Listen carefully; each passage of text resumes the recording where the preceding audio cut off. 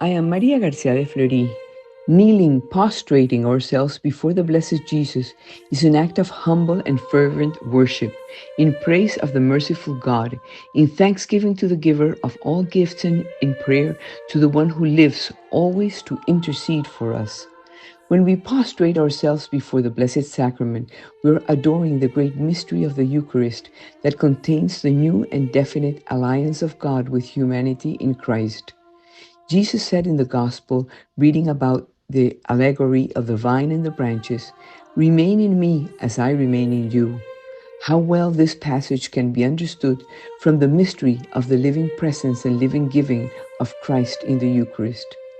Christ is the vine planted in the chosen vineyard, which is the people of God, the church. Through this mystery of the Eucharistic bread, Jesus says, "Whoever eats my flesh and drinks my blood remains in me, and I in him." His life flows towards us as the living, giving sap of the vine flows towards its branches to make them live and bear fruit. Without true union with Christ, in whom we believe and who nourishes us, there can be no supernatural life in us or fruit.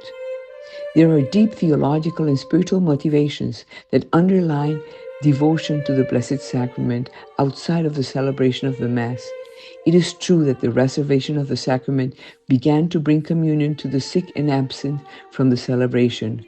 However, as the Catechism of the Catholic Church says, to deepen faith in the real presence of Christ in the Eucharist, the Church is aware of the meaning of the silent adoration of the Lord present under the Eucharistic species. The risen Christ said, "And behold, I am with you always till the ends of time." There are the words of the resurrected Christ before his ascension to heaven. Jesus Christ is truly God with us, and it is especially intense and close in the mystery of its permanent presence in the Eucharist. What strength, what consolation, what unwavering hope arises from the contemplation of the Eucharistic mystery. It is God with us who allows us to share his life and sends us into the world to evangelize and sanctify it.